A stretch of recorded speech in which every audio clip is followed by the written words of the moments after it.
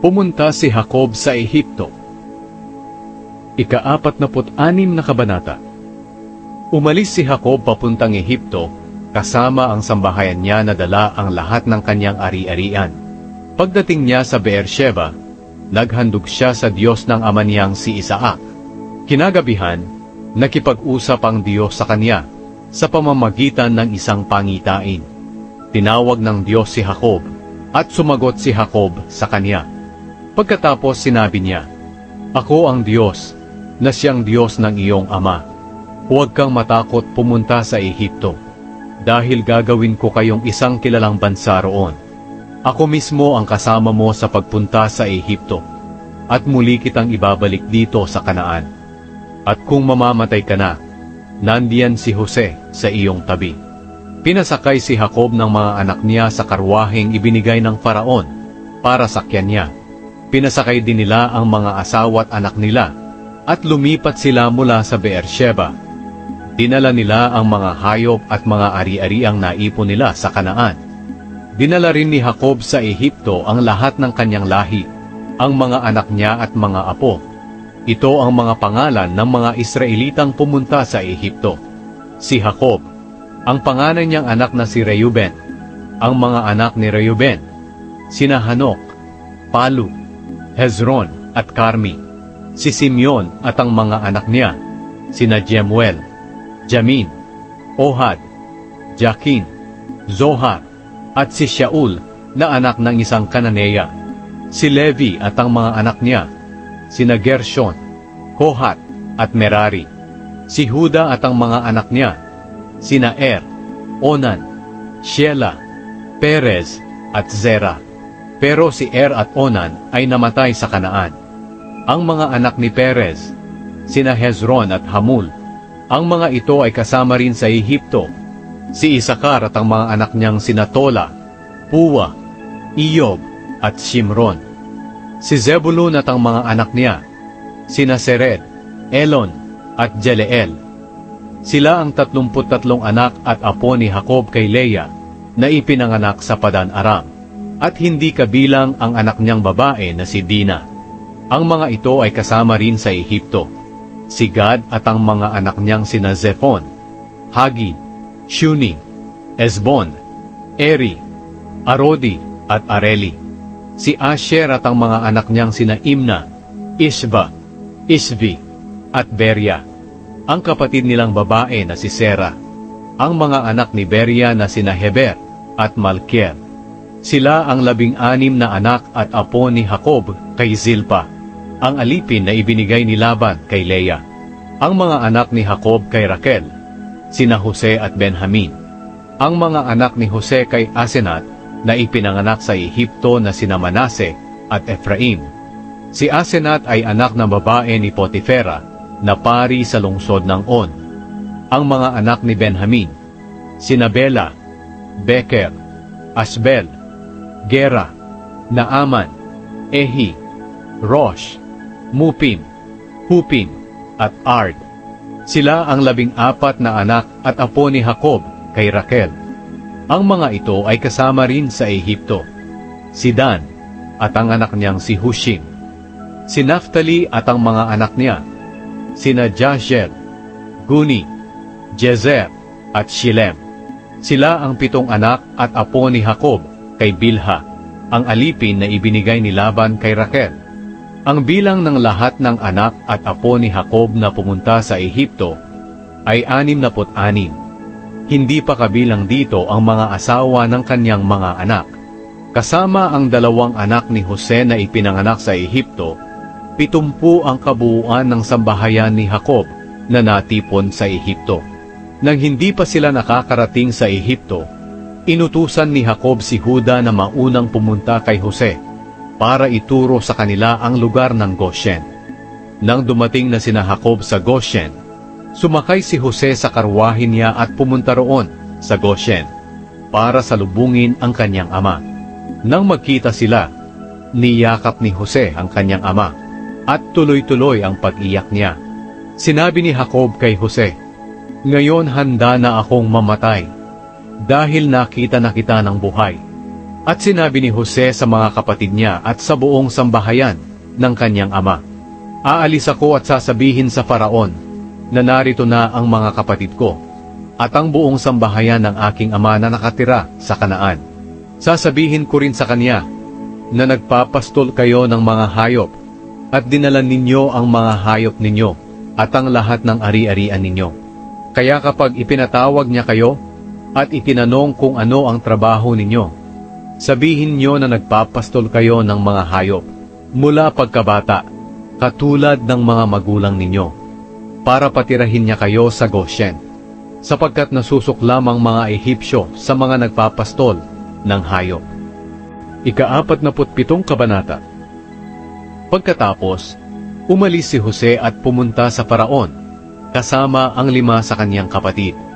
Sinabi ni Jose sa hari, "Dumating na po ang aking ama at mga kapatid galing sa Kanaan, at dala po nila ang mga hayop nila at ang lahat ng kanilang ari-arian.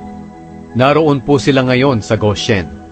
Ipinakilala niya agad sa Faraon ang 5 sa kanyang kapatid. Tinanong sila ng Faraon, "Ano ang trabaho ninyo?" Sumagot sila, "Mga pastol po kami ng hayop, katulad ng mga magulang namin. Pumunta kami rito para pansamantalang manirahan dahil matindi po ang taggutom sa Kanaan, at wala na kaming mapagpastulan ng mga hayop namin. Hinihiling po namin sa inyo na kung maaari ay payagan nyo kaming manirahan sa Goshen." Sinabi ng Faraon kay Jose, "Ngayong dumating na ang iyong ama at mga kapatid, nakabukas ang Ehipto para sa pamilya ninyo. Patirahin sila sa Goshen, na isa sa magagandang lupain sa Ehipto. Kung may mapipili ka sa kanila na mapagkakatiwalaan, gawin silang tagapagbantay ng mga hayop ko." Dinala ni Jose ang kanyang ama sa Faraon at ipinakilala. Pagkatapos, binasbasan ni Jacob ang Faraon.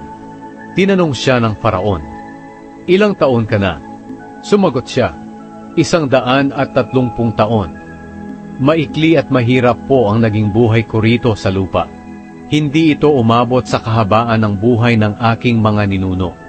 Pagkatapos, muli niyang binasbasan ang Faraon at umalis siya sa harapan ng Faraon. Ayon sa utos ng Faraon, inilagay ni Jose sa ayos ang kanyang ama at mga kapatid sa Ehipto. Ibinigay niya sa kanila ang lugar ng Rameses, na isa sa pinakamagandang lupain sa Ehipto.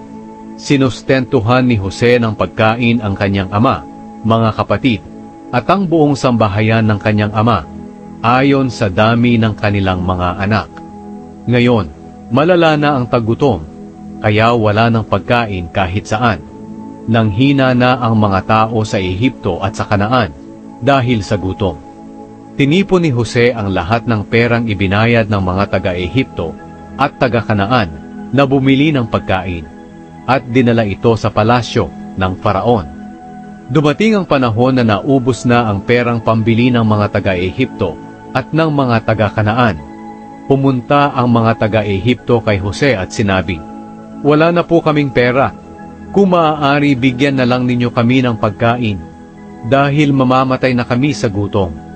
Sinabi ni Jose, "Kung wala na talaga kayong pera, dalhin nyo rito ang mga hayop ninyo, at iyon ang ibayad ninyo sa pagkain ninyo." Kaya dinala nila kay Jose ang kanilang mga kabayo, tupa, baka at asno, at ipinalit ito sa pagkain. Sa loob ng 1 taon, sinustentuhan sila ni Jose ng pagkain, kapalit ng kanilang mga hayop. Pagkalipas ng 1 taon, pumunta na naman ang mga tao kay Jose at nagsabi, "Hindi po maitatago sa inyo na wala na kaming pera, at ang mga hayop namin ay nariyan na sa inyo.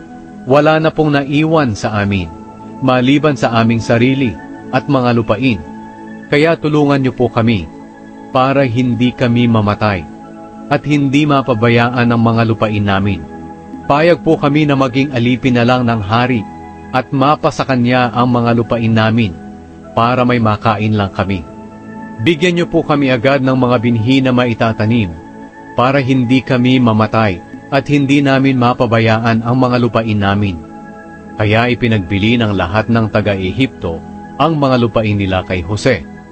dahil matindi na ang taggutom. Binili ni Jose ang lahat ng ito para sa hari, kaya ang mga lupaing iyon ay naging pag-aari ng Faraon. Ginawa ni Jose na mga alipin ng Faraon ang mga tao sa buong Ehipto. Ang mga lupain lang ng mga pari ang hindi nabili ni Jose. Hindi nila kailangang ipagbili ang mga lupain nila dahil sinusustentuhan sila ng Faraon ng pagkain at ng mga pangangailangan nila. Sinabi ni Jose sa mga tao, "Ngayon na nabili ko na kayo pati ang mga lupain ninyo para sa Faraon. Heto ang binhi para makapagtanim kayo. Kapag aani kayo, ibigay ninyo sa Faraon ang 20% ng ani ninyo, at sa inyo na ang matitira, para may maitanim kayo at may makain ang buong sambahayan ninyo." Sinabi ng mga tao, "Ginoo, napakabuti po ninyong amo sa amin. Iniligtas nyo ang buhay namin. Pumapayag po kami na maging alipin ng Faraon."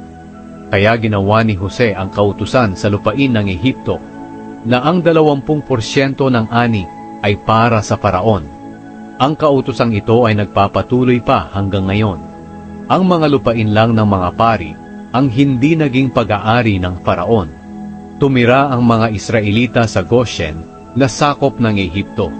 Nagkaroon sila roon ng lupain at dumami pa ang lahi nila. Tumira si Jacob sa Ehipto sa loob ng 17 taon. Nabuhay siya hanggang 147 taon. Nang naramdaman niyang malapit na siyang mamatay, tinawag niya si Jose at sinabi, "Kung maaari, ilagay mo ang kamay mo sa pagitan ng 2 hita ko, at manumpa ka na ipagpapatuloy mo ang pagpapakita ng iyong kagandahang loob sa akin.